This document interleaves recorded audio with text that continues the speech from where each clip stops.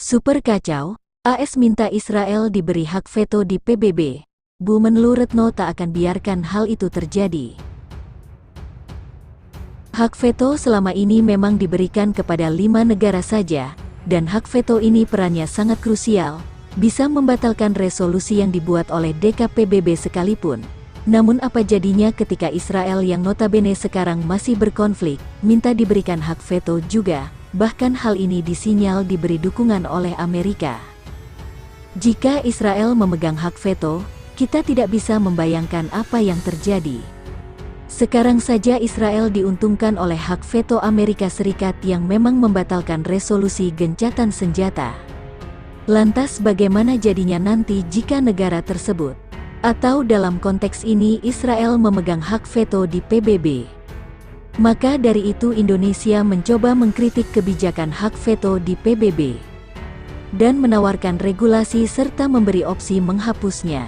Hak veto selama ini memang diberikan kepada 5 negara saja. Dan hak veto ini perannya sangat krusial, bisa membatalkan resolusi yang dibuat oleh DKPBB sekalipun. Namun apa jadinya ketika Israel yang notabene sekarang masih berkonflik, minta diberikan hak veto juga, bahkan hal ini disinyal diberi dukungan oleh Amerika.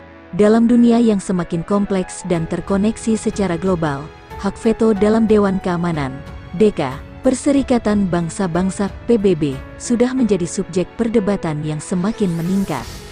Sebagai salah satu elemen inti dalam struktur organisasi tersebut, hak veto diberikan kepada 5 negara anggota tetap, memberikan mereka kekuasaan yang luar biasa dalam menghentikan resolusi yang diusulkan oleh negara-negara lain, bahkan jika resolusi tersebut mendapat dukungan mayoritas. Akan tetapi, argumentasi bahwa hak veto ini tidak demokratis dan semakin tidak relevan juga semakin kuat. Mengapa penghapusan hak veto DKPBB bisa menjadi langkah yang lebih baik dalam mewujudkan sistem pengambilan keputusan yang lebih demokratis dan efektif di tingkat internasional? Dengan hak veto, anggota tetap bisa secara mutlak menghalangi resolusi tersebut, sehingga memengaruhi hasil pengambilan keputusan DK. Dalam praktiknya, veto ini berfungsi sebagai penghambat potensial terhadap adopsi resolusi yang tidak disukai oleh negara anggota tetap. Dengan kata lain, hak veto memberikan kekuasaan yang besar kepada anggota tetap untuk memengaruhi dan membentuk keputusan internasional. Hak veto dalam DKPBB adalah hak istimewa yang diberikan kepada 5 anggota tetap DK. Hak ini memungkinkan mereka untuk memblokir atau menolak adopsi resolusi DK yang diajukan oleh negara anggota lain, meskipun resolusi tersebut mendapatkan dukungan mayoritas anggota Dewan. Sejarah hak veto dalam DK dimulai pada pembentukan PBB pada tahun 1945. Dalam penentuan struktur DK, terdapat perdebatan mengenai sejauh mana kekuasaan mesti diberikan kepada negara-negara besar. Kekuasaan dan kepentingan negara-negara besar ini diakui dalam struktur DKPBB melalui pemberian hak veto kepada mereka sebagai anggota tetap Dewan.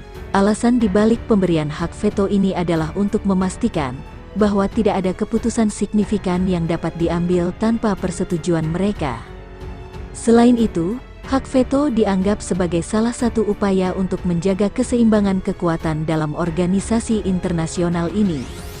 Pada saat itu, keputusan untuk memberikan hak veto kepada negara-negara anggota tetap DK dianggap sebagai langkah yang penting untuk menghindari kegagalan Liga Bangsa-Bangsa, organisasi pendahulu PBB, yang dikritik karena tidak dapat mengatasi krisis internasional dan terkendala oleh kepentingan nasional.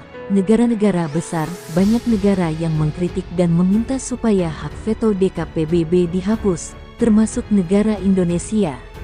Indonesia mengecam dan mendukung penghapusan hak veto di DKPBB.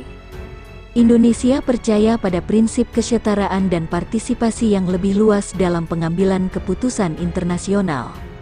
Hak veto dipandang tidak demokratis, menghambat partisipasi aktif negara-negara kecil dan memperkuat dominasi negara-negara kuat.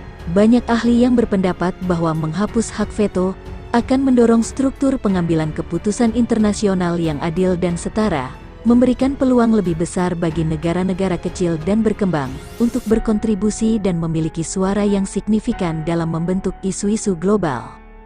Selain itu, Adanya hak veto bisa menghambat respons yang cepat dan efektif terhadap krisis global, terutama ketika kepentingan nasional anggota tetap DK berkonflik. Dengan menghapus hak veto, diharapkan keputusan bisa diambil berdasarkan kebaikan bersama dan perlindungan, perdamaian dan keamanan internasional.